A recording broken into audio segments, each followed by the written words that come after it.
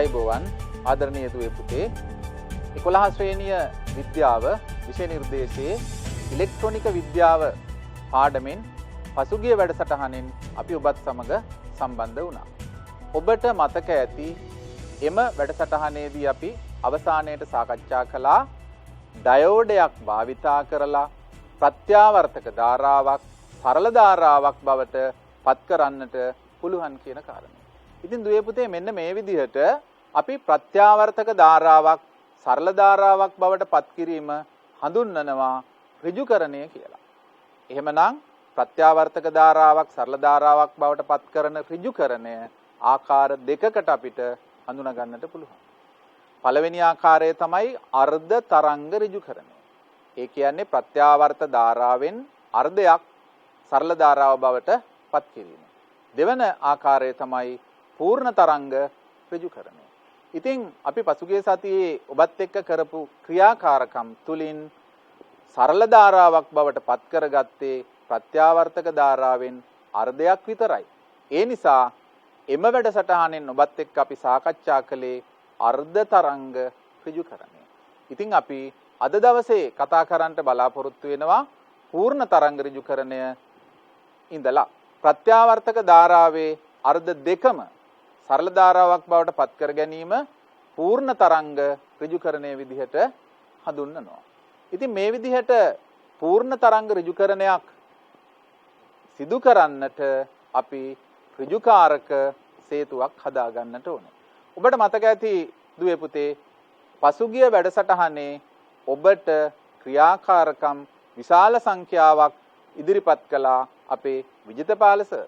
දැන් අද වැඩසටහනටත් ඔබට මේ ක්‍රියාකාරකම් සිද්ධ කරන්නට විජිතපාල සර් සම්බන්ධ වෙනවා. ඉතින් අපි සර්ට ආයුබෝවන් කියලා ඔබ වෙනුවෙන් මම පිළිගන්නවා. ආයුබෝවන් සර්. එහෙමනම් දැන් සර්ට අපි අවස්ථාව දෙමු ඍජුකාරක සේතුවක් හදාගන්නේ කොහොමද කියලා. හොඳයි දුවේ පුතේ මේ මම අතට ගත්තේ ඍජුකාරක සේතුවක් නිර්මාණය කිරීම සඳහා අපි යොදා ගන්න ඩයෝඩ 4ක්.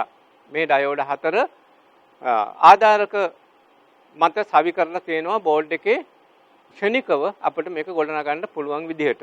අපි බලමු මේක ගොඩනගන්නේ කොහොමද කියලා. ඔන්න මම පළවෙනි ඩයෝඩ් එක මේකේ තියෙනවා. ඇනෝඩය මෙතන තියෙන්නේ, කැතෝඩය මෙතන තියෙන්නේ. දෙවෙනි ඩයෝඩ් එක මම තියෙනවා. ඒ විදිහටම මේ තියෙන්නේ ඇනෝඩය, මේ තියෙන්නේ කැතෝඩය. දැන් මම තුන්වෙනි ඩයෝඩ් එක මේවට සම්බන්ධ කරනවා මෙන්න මේ විදිහට.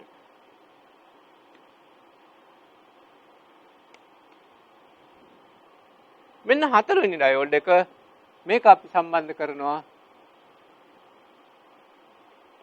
මේ විදිහට.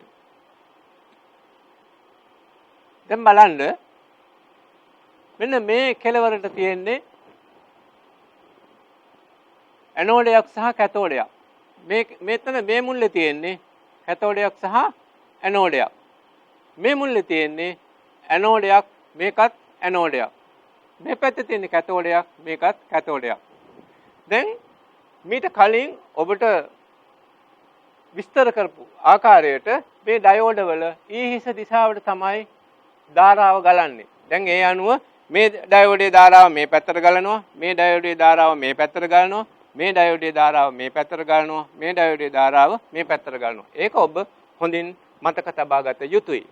හොඳයි සර්. අපිට බැරිද ඔය ධාරාව ගලන එකත් නිරීක්ෂණය කරන්න පුළුවන් විදියට යම් ඩයෝඩ වර්ගයක් භාවිතා කරලා ඍජුකාරක සේතුවක් නිර්මාණය කරන්න. ඔව්. මේ මං අතේ තියෙන ඒ විදිහට නිර්මාණය කරපු ඍජුකාරක සේතුවක් මේ සඳහා අපි පාවිච්චි කරන්නේ ආලෝක විමෝචක ඩයෝඩ් LED වර්ණ දෙකක LED පාවිච්චි කරලා අපි ඍජුකාරක සේතුවක් මේ විදිහට නිර්මාණය කරගන්න පුළුවන්. අර තිබුණ ඩයෝඩ් සේතුව වගේම අපි දැන් මේ ඩයෝඩ් සේතුව මෙතනින් අයින් කරනවා. පොඩ්ඩකට අයින් කරලා මේකට අපි විදුලිය ලබා දෙන්න බැටරි පද්ධතියක් මේ අසලට ගේනවා. ඒකම මේ ඩයෝඩ් සේතුවෙන් අපිට ලැබෙන ප්‍රතිදාන ධාරාව කොහොමද කියලා බලන්න තව LED එකක් ආලෝක විමෝචක ඩයෝඩයක් මේකට සම්බන්ධ කරනවා. හොඳයි අපි බලමු. මෙන්න මම ගත්ත මේ සම්බන්ධක වයර් එකක් බැටරිය ඍණාග්‍රය සම්බන්ධ කරනවා මේ ඇනෝඩයක් සහ කැතෝඩයක් සම්බන්ධ වෙන මුල්ලට.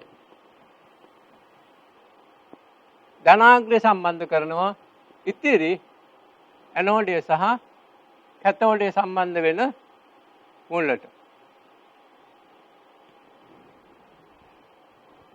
ඊළඟට මේ ඩයෝඩ් සේතුවේ ඇනෝඩ් දෙක අපි සම්බන්ධ කරනවා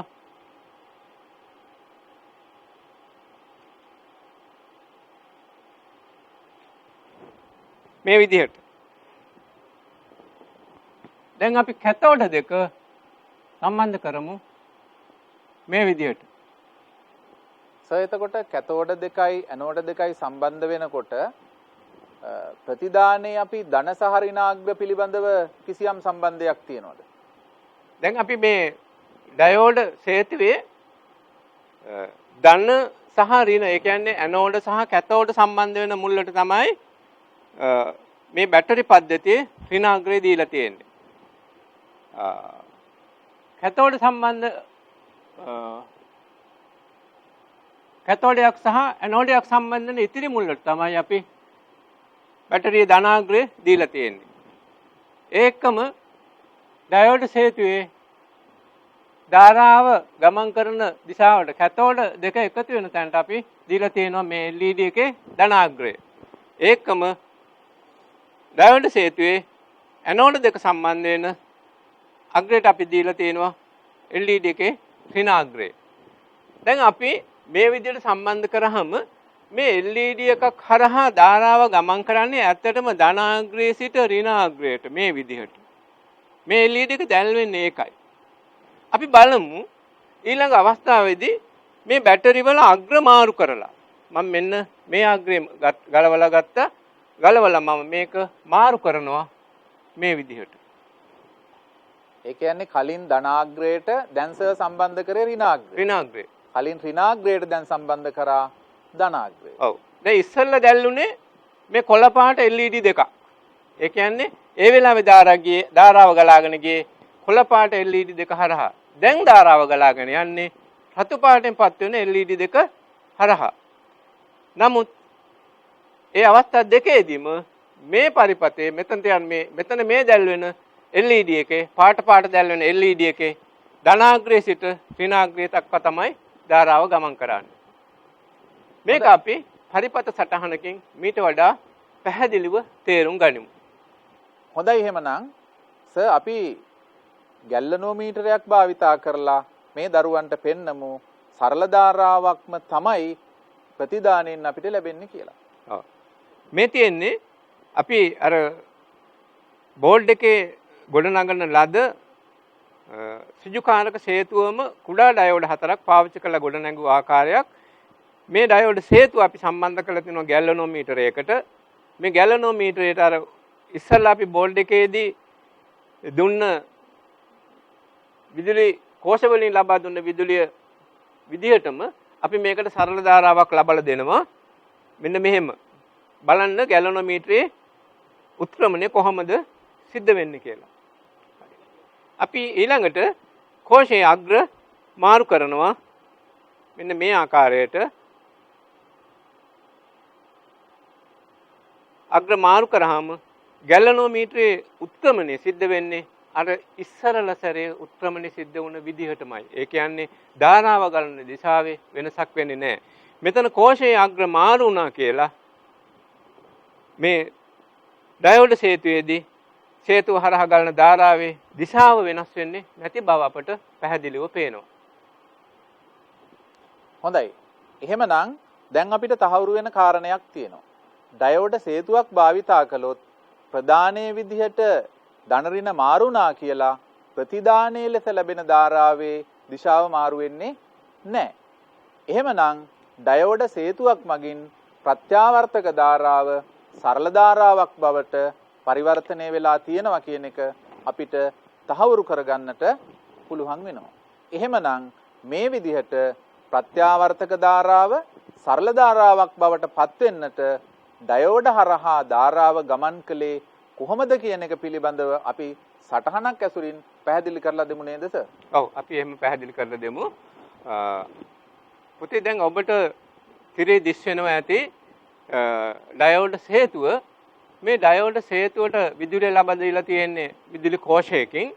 මේ විදුලි කෝෂයෙන් ලබලා තියෙන විදුලිය කොයි විදිහට ගමන් කරන්නේ කියලා අපි පොඩි නීති දෙකක් යටතේ කතා කරමු. ඇත්තටම කෝෂයක ධාරාව ගමන් කරන්නේ නිරන්තරයෙන් ධනාග්‍රයේ සිට ඍණාග්‍රය දක්වා.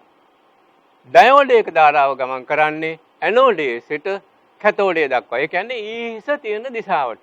දැන් මේ නීති දෙක උපයෝගී කරගෙන අපි බලමු මේ පරිපත සටහනේ කෝෂයේ තියෙන ධාරාව කොහොමද ගලන්නේ කියලා. ඔන්න කෝෂයේ ධනාග්‍රයෙන් අපි ධාරාව ගමන් කිරීම පටන් ගන්නවා.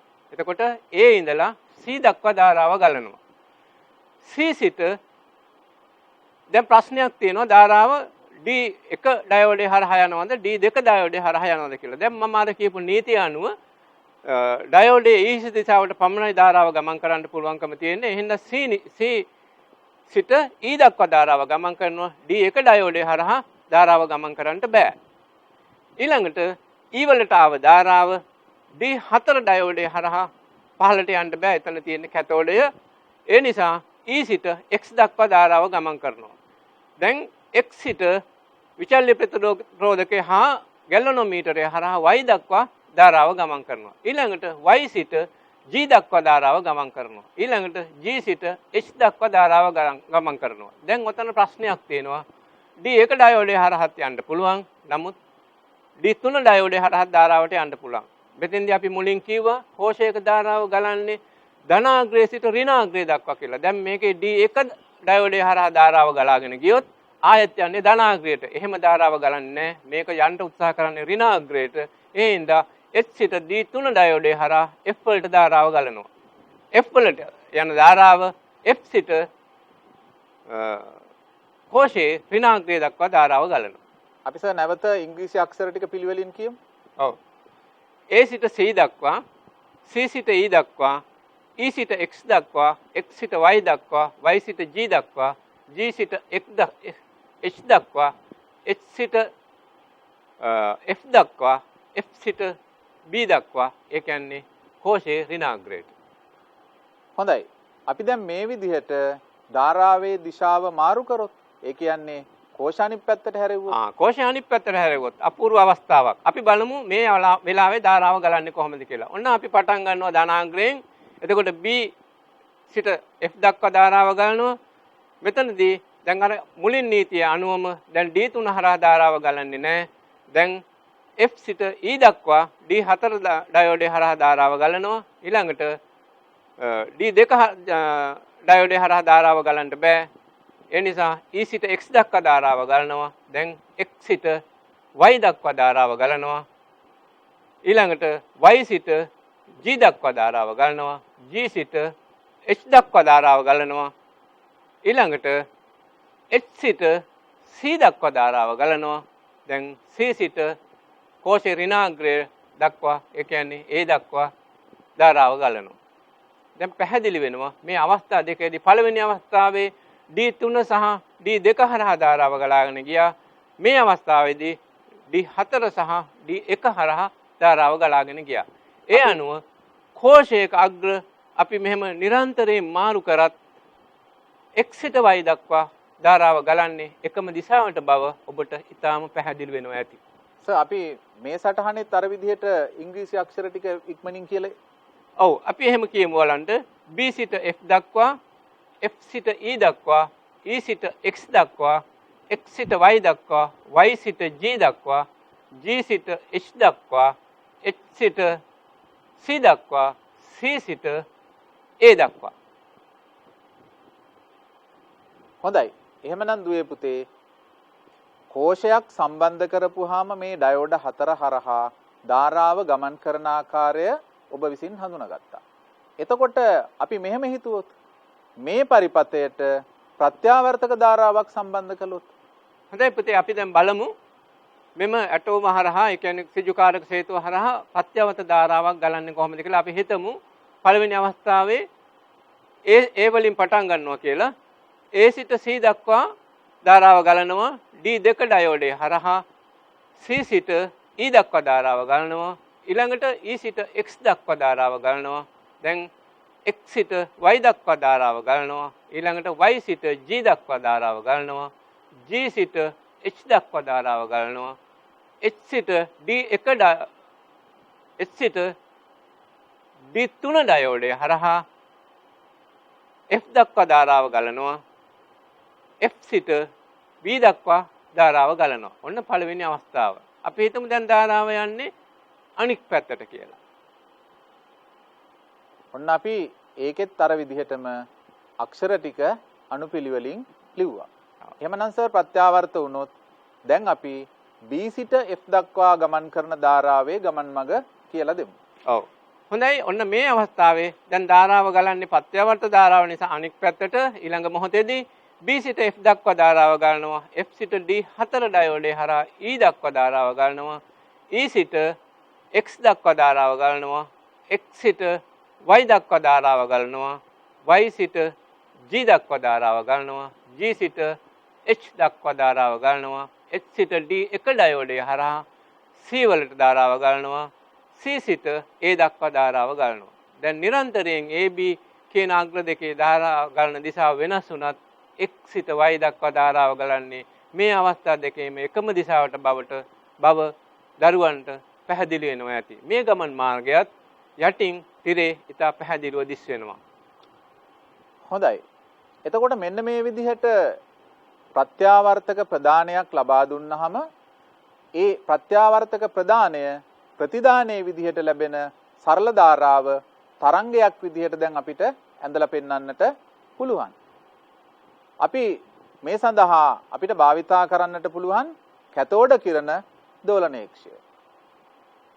ඒ කැතෝඩ කිරණ දෝලනේක්ෂයක් භාවිතා කරපුවාම මේ ආකාරයට ප්‍රත්‍යාවර්තක ධාරාව නිරීක්ෂණය කරන්නට පුළුවන්. ඒ වගේම සරල ධාරාවත් අපිට මේ ආකාරයට නිරීක්ෂණය කරන්නට හැකියාවක් තියෙනවා.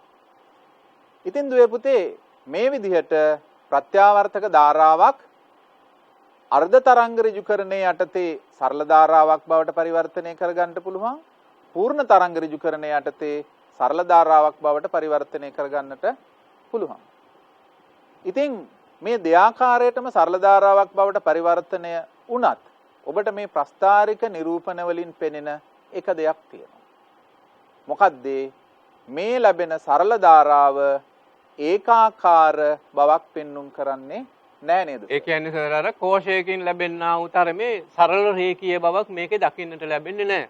එක වෙලාවක බිඳුව වෝල්ටේජතාවයට එනවා ඊළඟට උපරිම වෝල්ටේජතාවයකට යනවා ආය බිඳුව වෙනවා ආය උපරිම වෝල්ටේජතාවයකට යනවා ආය බිඳුව වෙනවා මේ ආකාරයේ රැලිති ආකාරයක් තමයි සරල ධාරාවේ අපිට දකින්න ලැබෙන්නේ. සුමට නොවන ධාරාවක්.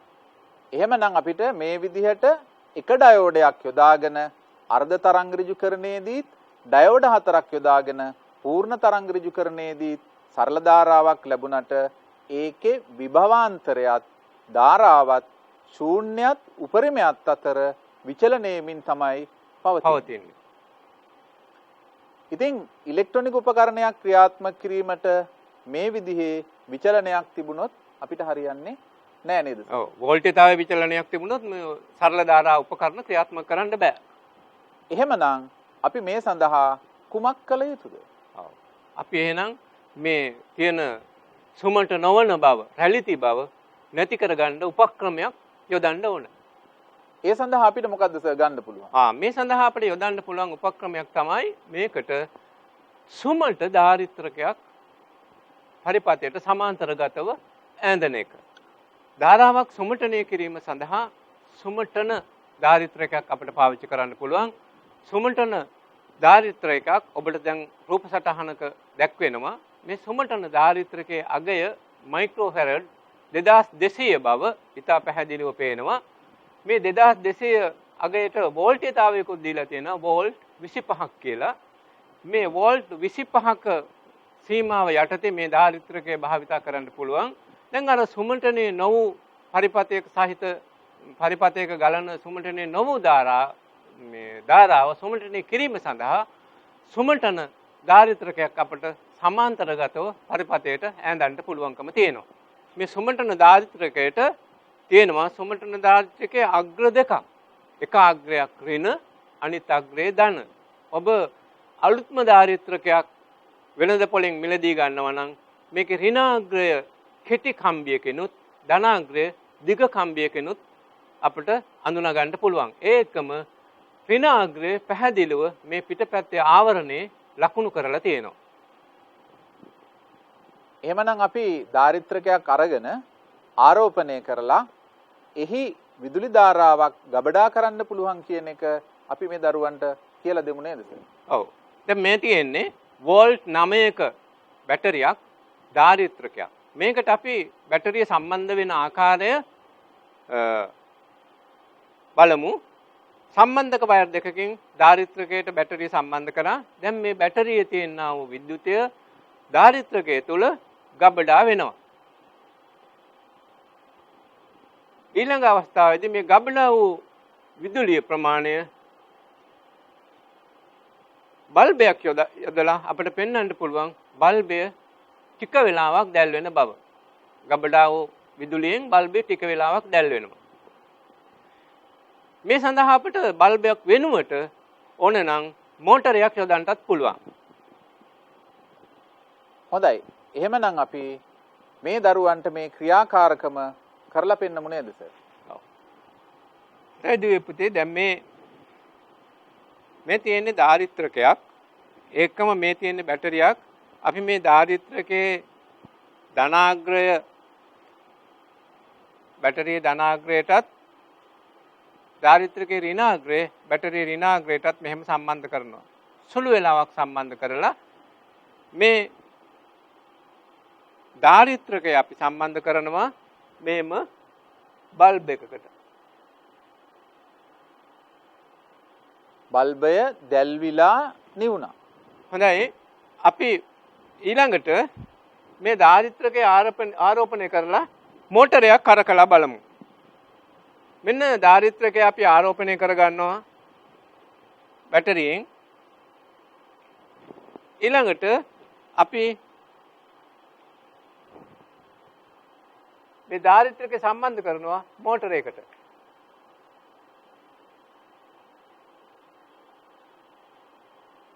දැන් ධාරිත්‍රකය විසර්ජනය වෙනකන් මෝටරේ ඉතා වේගයෙන් කැරකුණ බව ඔබට පේනවා. අපි නැවත සැරයක් කරලා බලමු.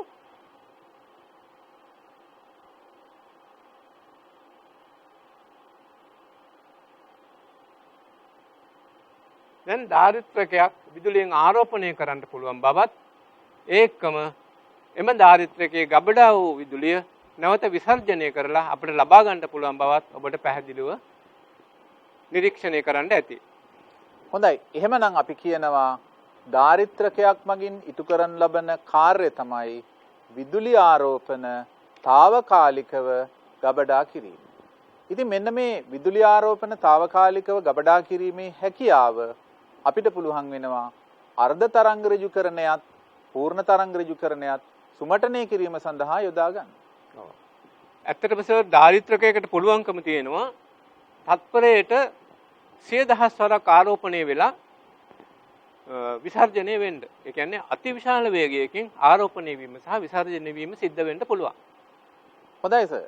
අපි එහෙමනම් අර්ධ තරංග ඍජුකරණ පරිපථයකට ධාරිත්‍රකයක් සම්බන්ධ කරන ආකාරය සටහනකින් ඇඳලා පෙන්නමු.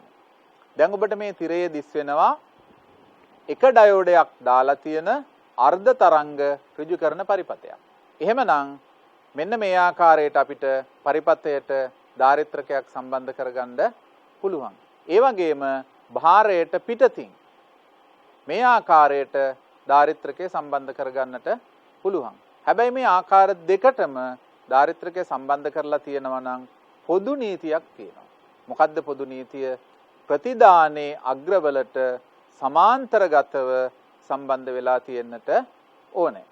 ඉතින් මෙන්න මේ විදිහට අර්ධ තරංග ඍජුකරණයට අපිට ධාරිත්‍රකයක් භාවිත කරලා සුමටනය කරොත් මේ සුමටනය සහිත ප්‍රතිදානය ඔබට මේ තිරයේ දිස්වන ආකාරයට සටහනකින් අපිට ඇඳලා පෙන්වන්නට හැකියාවක් තියෙනවා.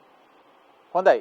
එහෙමනම් මේ ආකාරයට සුමටනය රහිතව ප්‍රතිදානයත් සුමටනය සහිතව ප්‍රතිදානයත් අපිට ප්‍රස්ථාරිකව නිරූපණය කරන්නට පුළුවන්. ඉතින් මේ විදිහට දාරිත්‍රකයක් පරිපතයට සම්බන්ධ කරපුවාම ප්‍රතිදානයේ වෝල්ටීයතාව ශුන්‍ය නොවි පවතින්නේ කොහොමද? අපි මේ සම්බන්ධයෙන් විජිතපාලසර්ගෙන් අහලා බලමු කොහොමද මේ ශුන්‍ය නොවි පැවතීම සිද්ධ වෙන්නේ කියලා. ඔව්. දාරිත්‍රකයක් අපි පරිපතයකට සම්බන්ධ කරාම සමාන්තරගතවයි සම්බන්ධ කරන්නේ. මේ සමාන්තරගතව සම්බන්ධ කරනකොට දාරිත්‍රකය වෝල්ටේජතාව ශූන්‍ය වේලාවේ සිට උපරිම සීමාව දක්වා යද්දී දාරිත්‍රකය පූර්ණව ආරෝපණය වෙනවා. ඊළඟ පියවරේදී ධාරාව ශූන්‍යයටපත් වෙනවා. නමුත් දාරිත්‍රකය ශූන්‍යයටපත් වෙන්නේ නැහැ. දාරිත්‍රකය මොකද වෙන්නේ? විසර්ජනය වෙමින් පරිපතයට වෝල්ටේජතාව සපයනවා. ධාරාව සපයනවා. ඒ නිසා ඒ ටික කාලය ශූන්‍ය වෙන අවස්ථාවේදී දාරිත්‍රකයේ මගින් ඉතුරු ටික සම්පූර්ණ කරනවා. ඒ නිසා දාරිත්‍රකය ධාරාව ශූන්‍ය වෙන වෙලාවේදී අමතරව ධාරාව සපයන නිසා සුමට ධාරාවක් බවට පත් වෙනවා. හොඳයි. එහෙමනම් මේ විදිහට පූර්ණ තරංග ඍජුකරණයේ සුමටන ක්‍රියාව අපි කොයි ආකාරයටද කරන්නේ කියලා බලමු. පූර්ණ තරංග ඍජුකරණයත් අපිට ඉස්සෙල්ලා අපි ඇඳලා බලපු ආකාරයටම දාරිත්‍රකයක් මෙන්න මෙහෙම සම්බන්ධ කරන්නට හැකියාවක් තියෙනවා. එතකොට දුවේ පුතේ ඔබට පේනවා අපි පූර්ණ තරංග ඍජුකරණ පරිපථයේ භාරයට වම් පසින් හෝ එහෙම නැත්නම් දකුණු පසින් මේ ආකාරයට දාරිත්‍රකය සම්බන්ධ කරන්නට පුළුවන්. එතකොට මේ කොයි ආකාරයට සම්බන්ධ කරලා තිබුණත් මීට පෙර කියපු මූලික නීතිය අන්තර්ගත වෙනවා. මොකද්ද නීතිය? භාරයට සමාන්තරගතවයි සම්බන්ධ කරන්නට පුළුවන්. ඉතින් දුවේ පුතේ අපිට මේ විදිහට සුමටනය වන ධාරාවත් කැතෝඩ කිරණ දෝලනයක්ෂය භාවිතා කරලා අපිට නිරීක්ෂණය කරන්නට පුළුවන්. ඒ නිරීක්ෂණය වන සටහන මේ විදිහට අපිට ඇඳලා පෙන්වන්නට පුළුවන්. ඉතින් මේ විදිහට සුමටනයට පෙර ඒ කියන්නේ දාරිත්‍රකේ නැති විට ඔබට ප්‍රස්ථාරික නිරූපණය පෙනෙනවා B සටහනෙන් පෙන්නලා තියෙනවා. ඒ වගේම C සටහනින් පෙන්නලා තියෙනවා.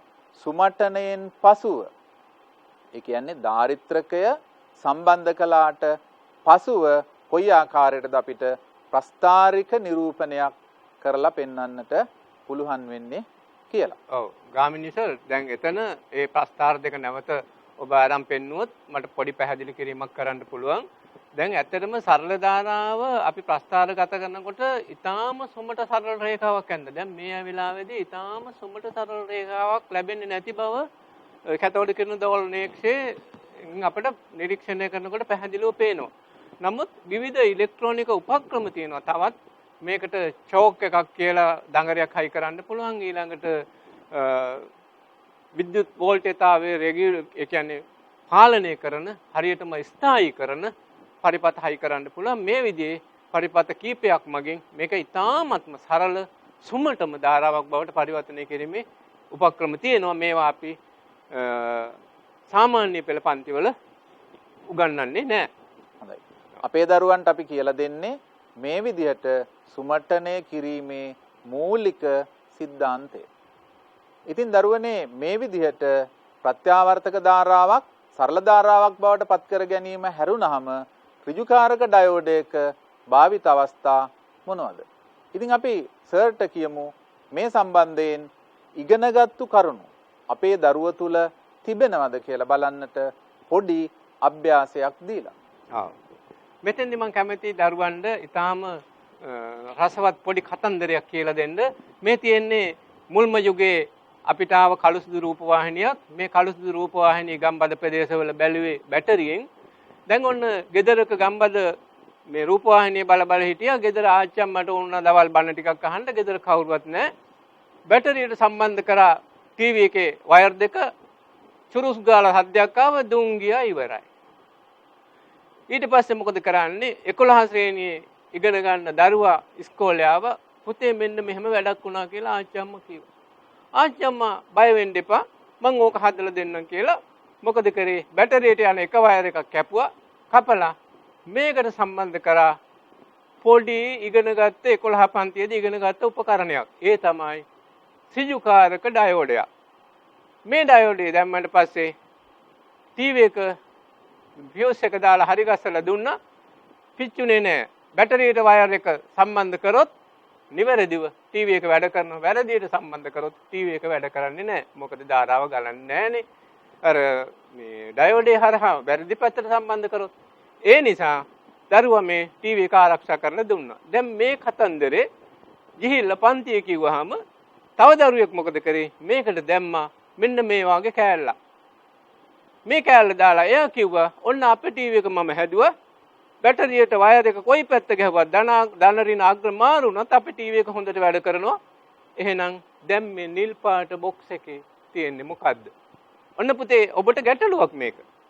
කුමක් විය හැකිද? දැන් අපි අර සිජුකාරක හේතුවට සරල ධාරා සැපයුම් සම්බන්ධ කරලා කිව්වනේ ධන ඍණ අග්‍ර මාරුණත් එකම දිශාවට ධාරාව යනවා කියලා. එහෙනම් ඔබට උපකල්පනය කර හැකි මේ පුංචි බොක්ස් එක ඇතුලේ මේ දරුවා යෙදුවේ මොකක්ද කියලා. මොකක්ද දන්දද්ද ගාමිණි සර්? හොඳයි. මං හිතන්නේ ඍජුකාරක සේතුවක් සම්බන්ධ කරන්නට ඇති. මොකද එක ඩයෝඩයක් යෙදුවොත් අග්‍රමාරුනොත් උපකරණයට ධාරාව ඇතුළු වෙන්නේ නැහැ කියලා අපි දැන් ඉගෙන ගත්තා. ඒ වගේම තමයි ඩයෝඩ 4ක් යෙදුවොත් ඒ කියන්නේ ඩයෝඩ සේතුවක් යදපුවාම අග්‍රමාරුනත් උපකරණයට නිවැරදිව ධාරාව ඇතුළු වෙනවා කියලාත් දැන් අපි ඉගෙන ගත්තානේ සර්. ඔව්. හොඳයි දුවේ පුතේ. අපි මෙතෙක් වෙලා කතා කරේ ප්‍රධාන වශයෙන්ම ඍජුකාරක ඩයෝඩ පිළිබඳව. ඒ අතරදී අපි ආලෝක විමෝචක ඩයෝඩත් යම් යම් අවස්ථාවල සම්බන්ධ කරගත්තා. ඉතින් අපි දැන් උත්සාහ කරන්නේ ආලෝක විමෝචක ඩයෝඩ පිළිබඳව ටිකක් විස්තර කතා කරන්න. ඉතින් මේ විදිහට ආලෝක විමෝචක ඩයෝඩ හැඩය අනුව, ප්‍රමාණය අනුව, වර්ණය අනුව සහ ක්‍රියාකාරීත්වය අනුව විවිධත්වයක් දක්වනවා. ඉතින් මෙන්න මේ විවිධත්වය ඔබට පෙන්වන්නට මම ආරාධනා කරනවා විජිතපාල සර්. ඔව්.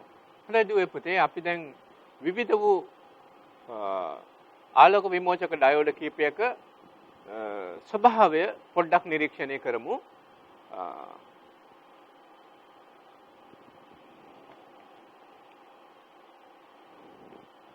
ඔබට පේනවා මෙතන වර්ණ කීපයක ආලෝක විමෝචක ඩයෝඩ. මේ ආලෝක විමෝචක ඩයෝඩ හැඩයෙන්, ප්‍රමාණයෙන්, ඒ වගේම යොදන කාර්යයෙන්, කරන කාර්යයෙන් මේක ප්‍රයෝජන ගන්න අවස්ථා ඔය ආදී විවිධාකාර අවස්ථා සඳහා විවිධ වර්ගයේ ආලෝක විමෝචක ඩයෝඩ නිපදවලා තියෙනවා. ඒ වගේම දැනට නිවෙස් ආලෝක කිරීම සහ වීදි ආලෝක කිරීම සඳහා බහුලව භාවිතා කරන්නේ ආලෝක විමෝචක ඩයෝඩ යෙදූ පහන්. ඒක ඔබ ඕන තරම් ගෙදරදී සහ මහමඟ නිරීක්ෂණය කරලා ඇති. අපි තව ආලෝක විමෝචක ඩයෝඩ වර්ගයක් පෙන්වමු. හොඳයි දුවේ පුතේ මේ පෙනෙන්නේ ඔබට ඊටාම හුරු පුරුදු ඔබ නිරන්තරයෙන් භාවිතා කරන පොඩි ආලෝක විමෝචක ඩයෝඩ වලින් හදපු නිර්මාණයක්. වෙළඳ පොලේ මිලදී ගන්නට තියෙන එකක්. මේ ආලෝක විමෝචක ඩයෝඩ ඊටා චමත්කාර ජනක විදිහට නිවෙන දැල්වෙන රටාවන් වෙනස් කරමින් දැල්වෙන ආකාරය ඔබට පැහැදිලිව පේනවා. හොඳයි. එහෙමනම් PN සංදියක් ඉදිරි නැඹුරු කරපුවාම සංදිය අසලදී ආලෝකය විමෝචනය කරන ඩයෝඩ තමයි මේ විදිහට අපි ආලෝක විමෝචක ඩයෝඩ විදිහට හඳුන්වන්නේ. ඉතින් මේ ආලෝක විමෝචක ඩයෝඩ නිපදවීමට විවිධ වූ රසායනික සංයෝග ගණනාවක් භාවිතා වෙනවා. අපි නිදසුනක් ගත්තොත් ගැලියම් ආසනයිඩ් එක් සංයෝගයක්. ඔබේ පෙළපොත නිරීක්ෂණය කරොත් පෙළපොතෙහි මේ එක් ආලෝක විමෝචක ඩයෝඩ සඳහා යොදා ගන්න අර්ධ සන්නායක පිළිබඳ සවිස්තර ඇතුළත් වෙනවා. ඉතින් ඒ තොරතුරු අමතර දැනුමට තමයි ඔබට පෙළපොතට එකතු කරලා තියෙන්නේ. ඉතින් දුවේ පුතේ අපි දැනගන්නට ඕන කාරණයක් තියෙනවා. ආලෝක විමෝචක ඩයෝඩයක සංකේතය. ඉතින් මේ ආලෝක විමෝචක ඩයෝඩත් ඩයෝඩ වර්ගයක් නිසා මූලික සංකේතය ඔබට තිරය දිස් වෙනවා ඩයෝඩයේ සංකේතය. ඉතින් මේ ඩයෝඩය තුලින් ආලෝකය විමෝචනය වන බව. එහෙම නැත්නම් ආලෝකයේ නිකුත් වන බව නිරූපණය කරන්න තමයි ඊතල දෙකක් දාලා තියෙන්නේ ඩයෝඩයේ සිට ඉවතට. ඉතින් අපි ඊළඟට තොරතුරු ටිකක් සාකච්ඡා කරලා බලමු ආලෝක විමෝචක ඩයෝඩ වල භාවිත අවස්ථා. ඔබට මේ තිරේ දිස්වන රූපේ නිරීක්ෂණය කරන්නට හැකියාවක් තිබෙනවා නිවෙස්වල ආලෝකය ලබා ගන්නට පහන් විදිහට. ඔබට ඉස්සෙල්ලා විජිතපාල සර් කිව්වා වීදි ආලෝකකරණයට නිවෙස් ආලෝකකරණයට මේ ආකාරයේ LED පහන් භාවිතා වෙනවා. ඉතින් මෙන්න මෙවැනි වර්ණ රටාව ඔබ නිරීක්ෂණය කරලා ඇති. ඒ කියන්නේ අද විවිධ වෙළඳ සැල්වල නාමපුවරු විදිහටත් LED එහෙම නැත්නම් ආලෝක විමෝචක ඩයෝඩ භාවිතා වෙනවා. ඊළඟට ඉස්සර වගේ නෙමෙයි දැන් නිවසේ තියෙන විදුලි පන්දම් වල ඒ කියන්නේ අපි ටෝච් එක කියලා කියන්නේ විදුලි පන්දම් වල බල්බය විදිහට බොහෝ විට භාවිතා වෙන්නේ ආලෝක විමෝචක ඩයෝඩ. ඒත් එක්කම පරිගණක හා රූපවාහිනී තිරයේදී මෙන්න මේ ආලෝක විමෝචක ඩයෝඩ යොදා ගන්නවා. ඒ වගේම තමයි ඔබට හොඳට දැකලා හුරු පුරුදු සටහනක් තමයි දැන් තිරයේ දිස් වෙන්නේ මාර්ග සංඥා. ඔබ දැකලා ඇති මාර්ග සංඥා පුවරු වල විවිධ ආලෝක වර්ණ ලබා ගන්න ඒ වගේම යම් සංඥාවක් නිකුත් කිරීමට ආලෝක විමෝචක ඩයෝඩ භාවිතා වෙනවා. ඒ විතරක් නෙමෙයි දුවේ පුතේ. ඔබේ නිවසේ තිබෙන දුරකථනය ඊළඟට ඔරලෝසු මේ බොහොමයකදී ආලෝකය නිකුත් කරන්නේ එහි සඳහන් වන ආලෝක විමෝචක ඩයෝඩ්. ඒ කියන්නේ අපි කෙටියෙන් සඳහන් කරොත් LED. ඉතින් මේ LED මෙතරම් භාවිතයට හුරු වෙලා තියෙන්නේ ඇයි? මේ LEDයක් සහිත උපකරණයක් එහෙම නැත්නම් LED නඩත්තු කිරීමේදී ඊටාම පහසුවක් තියෙනවා. ඒ වගේම සාමාන්‍යයෙන් වෙළඳපොලේ මිල අඩුයි. ඒත් එක්කම විදුලි බලය පිරිමසිනවා. දිගු කල් පැවැත්මක් තියෙන. ඔබ පැහැදිලිව දන්න දෙයක් තමයි සූත්‍රිකා පහනකට වඩා ඉතා දිගු ආයු කාලයක් තියෙනවා LED පහනක. ඒ වගේම මේ සියල්ල නිසා අපේ ආර්ථිකයට එහෙම නැත්නම් සාමාන්‍ය විදිහට කිව්වොත් සාක්කුවට ලොකු පහසුවක් දැනෙනවා LED භාවිතය. ඉතින් අපි ඊළඟට සාකච්ඡා කරන්න සූදානම් වෙන්නේ තවත් ඩයෝඩ වර්ගයක් පිළිබඳව. ඒ තමයි ප්‍රකාශ ඩයෝඩ. අපි ඒකට කියනවා ආලෝක සංවේදී ඩයෝඩ.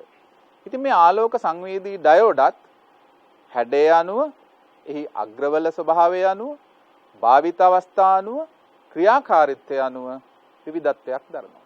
ඉතින් අපි සර්ට යොමු කරමු ඔබට මෙන්න මේ ප්‍රකාශ ඩයෝඩ පිළිබඳව තොරතුරු ටිකක් ඉදිරිපත් කරන්නට කියලා. ඔදුවේ පුතේ ප්‍රකාශ ඩයෝඩ කියලා කියන්නේ ආලෝක සංවේදී ඩයෝඩ වර්ගයක්.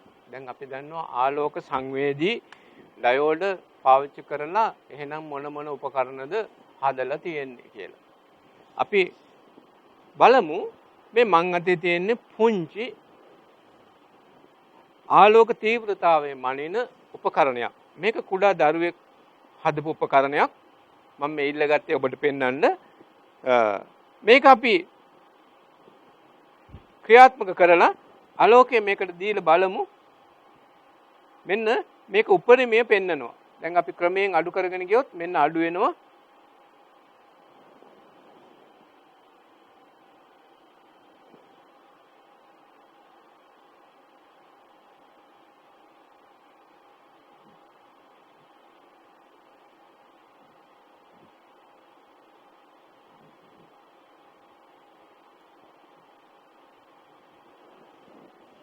මේ උපකරණය තුල අන්තර්ගත වෙන්නේ ආලෝක සංවේදී ඩයෝඩයක්. ඔබට මම මේකේ ආවරණය ඉවත් කරලා ඉතා සමීප රූපයක් පෙන්නනවා. මෙන්න මේ තියෙන්නේ ආලෝක සංවේදී ඩයෝඩය. මෙන්න මේ මෙතන තියෙන්නේ ආලෝක සංවේදී ඩයෝඩය. අපිට වෙන අර ආලෝක විමෝචක ඩයෝඩයක් හා වෙන් කරලා අඳුර ගන්න ටිකක් අමාරුයි. නමුත් අපි වෙළඳ පොලෙන් මිලදී ගන්නකොට ආලෝක සංවේදී ඩයෝඩයක් දෙන්න කියලා අපිට ඉල්ලන්න පුළුවන්. ඇත්තටම මේක විශේෂ වෙනසක් අපිට පෙනුමින් හඳුනා ගන්න අමාරුයි.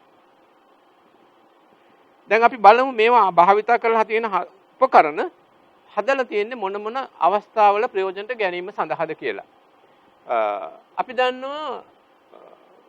අපි දන්න ප්‍රසිද්ධ ක්‍රිකට් තරඟ තියෙනවා. ක්‍රිකට් තරඟ තියෙනකොට ඔන්න ක්‍රිකට් තරඟේ නතර කරා සුදුසු ආලෝක තත්ත්වයක් නැති නිසා කියලා. දැන් අපිට ඇහෙන් ඕක නිරීක්ෂණය කරලා කියන්න බෑ.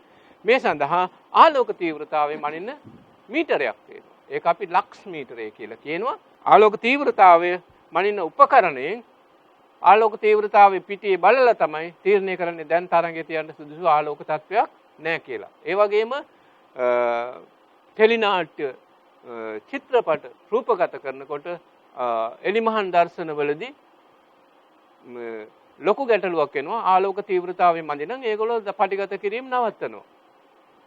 එන්න ඒ වගේ අවස්ථාවල මේ ආලෝක සංවේදී ඩයෝඩ ඊටාම ප්‍රයෝජනට ගත්ත උපකරණ භාවිතා කරනවා. හොඳයි දුවේ පුතේ. අපි තවත් ඩයෝඩ වර්ගයක් වෙතටයි යොමු වෙන්නට බලාපොරොත්තු වෙන්නේ. ඒ තමයි සූර්ය කෝෂ සඳහා භාවිතා වන ඩයෝඩ. ඉතින් මේ සූර්ය කෝෂත් අපිට ඒකේ ව්‍යුහය සූර්ය කෝෂ හා සූර්ය පැනලය කියන්නේ මොකක්ද? ඊළඟට සූර්ය කෝෂයක ක්‍රියාකාරීත්වය පිළිබඳ කරුණු ටිකක් අපි සාකච්ඡා කරන්න බලාපොරොත්තු වෙනවා. එහෙමනම් අපි මේ සූර්ය කෝෂ පිළිබඳවත් අපි දරුවන්ට කියලා දෙමු නේද? කියලා දෙමු. ඇත්තටම දුවේ පුතේ මේ රූපේ දැක්වෙන්නේ සූර්ය කෝෂ වලින් සමන්විත පැනලයක්. මේක අපි කියන සූර්ය පැනලයක් කියලා.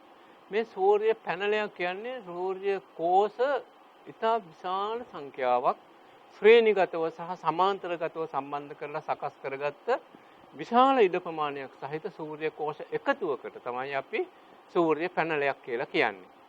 සූර්ය පැනලය හදලා තියෙන සූර්ය කෝෂ කියලා කියන්නේ ඇත්තටම අපි අර මුලින් කතා කරපු අර්ධ සන්නායක වලින් බාහ්‍ය අර්ධ සන්නායක ද්‍රව්‍ය දෙකකින් හදපු PN සංදියක්. මේ PN සංදියට ආලෝකය වැටුනහම පුළුවන්කම තියෙනවා විදුලි ධාරාවක් නිපදවන්න. මේ විදුලි ධාරාව නිපදවන ආකාරය අපි පොඩ්ඩක් නිරීක්ෂණය කරලා බලමු. මම අතේ තියෙනවා PN සංදියක්. මේ උපකරණය මයික්‍රෝ ඇමීටරයක්. මේක හොඳට ඔබ නිරීක්ෂණය කරන්න මයික්‍රෝ ඇමීටරයක්. මේ මයික්‍රෝ ඇමීටරයට අපි සම්බන්ධ කරලා තියෙනවා PN සංදියක් සහිත ඩයෝඩ පද්ධතියක්. දැන් අපි බලමු මේ ඩයෝඩ පද්ධතියට ආලෝකය ලබලා දීලා මේකේ පාඨාංකයේ වෙනසක් සිද්ධ වෙනවද කියලා. මෙන්න ආලෝක තීව්‍රතාවය වැඩි වෙනකොට පාඨාංකය ඉහළ ගියා. ආය ආලෝක තීව්‍රතාවය අපි ආලෝකය අයින් කරා. ආයසරයක් අපි බලමු.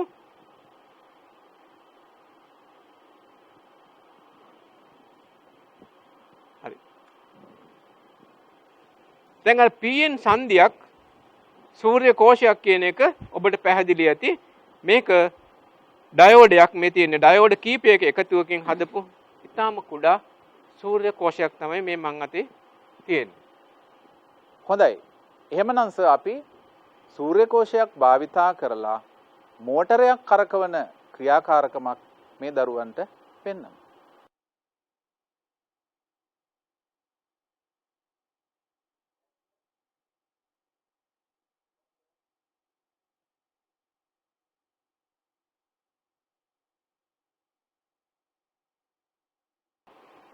හොඳයි.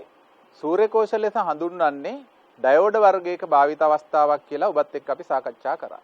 එහෙමනම් සූර්ය කෝෂයක සිදුවන ශක්ති පරිවර්තනය කුමක්ද? සූර්ය කෝෂයක සිදුවෙන්නේ ආලෝක ශක්තිය විද්‍යුත් ශක්තිය බවට පරිවර්තනය වීමක්. ඉතින් මෙහෙම සකස් කෙරෙන සූර්ය කෝෂයක විද්‍යුත් ගාමක බලය අපිට හඳුනා ගන්න පුළුවන් වෝල්ට් 0.0 5ක් විදිහට. ඉතින් මේ සූර්ය කෝෂ අද බල ශක්ති අර්බුදයට විසඳුමක් විදිහට හඳුනා ගන්න පුළුවන්. ඇයි අපි එහෙම කියන්නේ? ශක්ති ප්‍රභවය ලැබෙන්නේ නොමිලේ.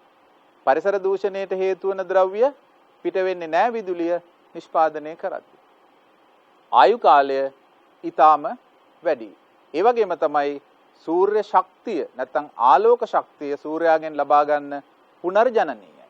ඉතින් මේ විදිහට සූර්ය කෝෂ ගණනාවක් සම්බන්ධ කරපු සූර්ය පැනල වල භාවිත අවස්ථා කීපයක් අපි හඳුනා ගනිමු.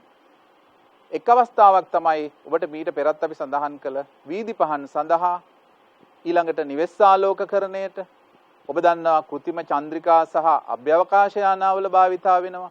ඒ වගේම නූතනයේ බෝට්ටු වල විදුලි අවශ්‍යතා සපුරා ගැනීමට දැන් ක්‍රමයෙන් ව්‍යාප්ත වෙමින් පවතිනවා. ඒ වගේම කුඩා ප්‍රමාණයේ මෝටර් රථ නිෂ්පාදනය කරලා මෝටර් රථයට අවශ්‍ය කරන විදුලිය ලබා ගැනීම සඳහා භාවිතා වෙනවා.